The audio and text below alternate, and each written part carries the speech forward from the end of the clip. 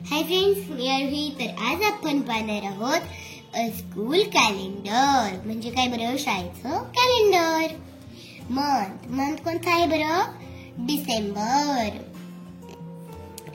म्हणजे हे डिसेंबर महिन्याचं कॅलेंडर आहे.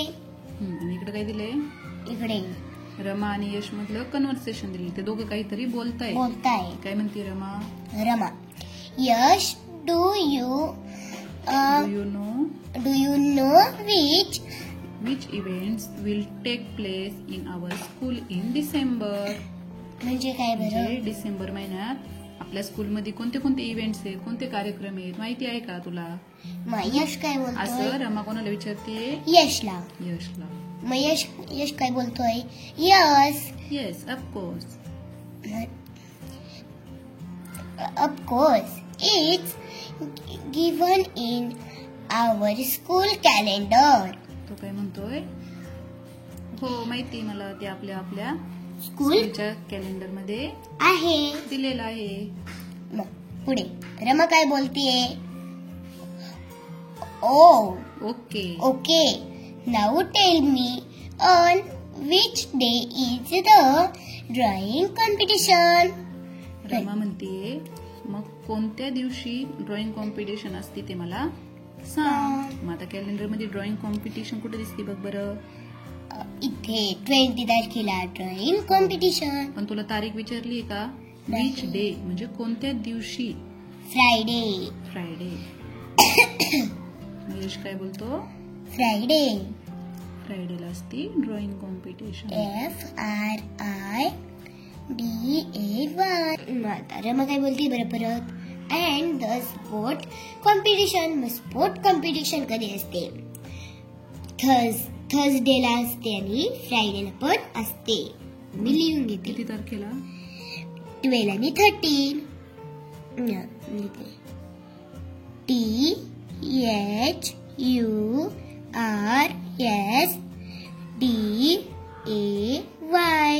Tuesday dash Friday FRIDAY Friday. मग आता खाली आता यश परत काय बोलतोय पुढं? It's your turn now. म्हणजे आता तू सांग आता. आता तो विचारतोय रमाला. काय विचारतोय? Which festival do we celebrate on 25 December. म्हणजे काय बरं? 25 डिसेंबरला काय सेलिब्रेट करतो आपण?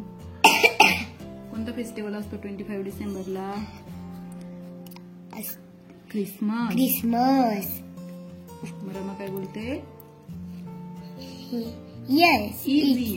It's Christmas. CHRI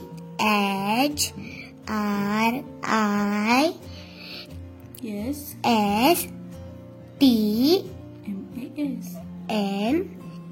STMAS. Christmas. आता यश. Okay then, I will leave now. I have to get ready for the picnic tomorrow. यश काय बोलतोय मग? ओके आता मी जातो. मला रेडी व्हायचंय. कशासाठी? पिकनिक साठी. कधी त्याची पिकनिक? उद्या. म्हणजे कधी बरं पिकनिक? याच्यात 7 डिसेंबरला. मग ते दोघं कधी गप्पा मारत होते? 6 डिसेंबरला. आणि काय दिले? थिंक म्हणजे विचार करा. Can you give the date on which Rama and Yash had this conversation?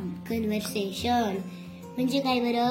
बघा आपण आत्ताच पाहिलं की यश आणि रमा कधी कोणत्या तारखेला ते बोलत होते? 6 तारखेला. आता आपल्याला काय ऍक्टिव्हिटी दिलेली बरं?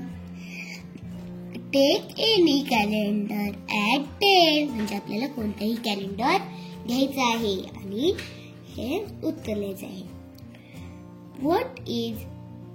What is special about the days of any month that fall on a Tuesday. म्हणजे काय ग?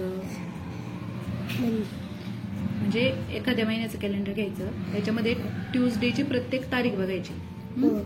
आणि काय स्पेशल दिसते ते पाहिजे तुला. स्पेशल काय विशेष आहे बरं? आता हेच बघ, हे कोणत्या महिन्याचं कॅलेंडर आहे? डिसेंबर. ट्यूजडेला काय आहे?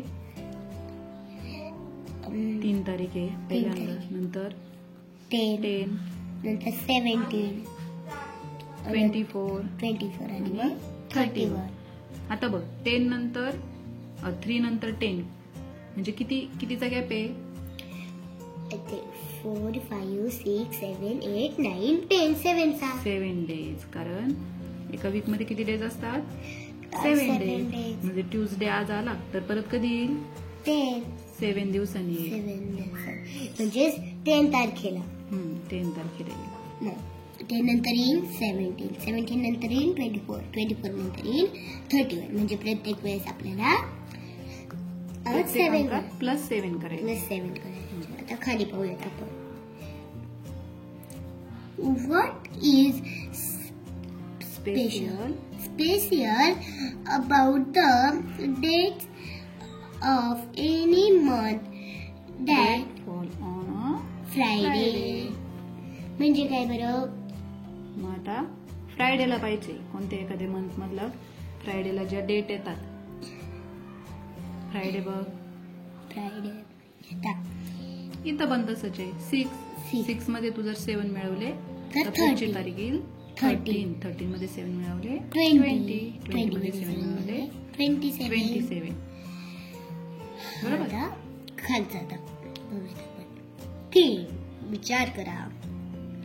The date on a Wednesday of a month is 4. म्हणजे कोणत्या एखाद्या महिन्यात समजा वेनसडेला 4 तारीख आहे. बरोबर.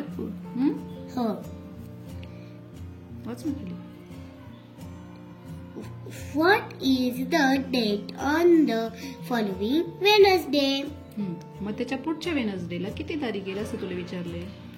इथे आता वरती किती बरं? वेनसडेला 4 तारखे. मग त्याच्यानंतर कोण झाला? 11. त्याच्यात 7 मिळवले. मग कसं करशील? 4 प्लस 7 किती येतील? 11. आता जर 11 ला वेनसडे बरोबर. हो. मग त्याच्या पुढच्या वेनसडेला किती तारीख येईल? 11 प्लस 7. 11 प्लस 7 किती होतील? 18. 7. मग 7 आणि 1 8 आणि हा 1 एकटा राहिला 1. 18 बरोबर. तर चला भेटूया अशा छान छान व्हिडिओ सोबत. तोपर्यंत बाय बाय.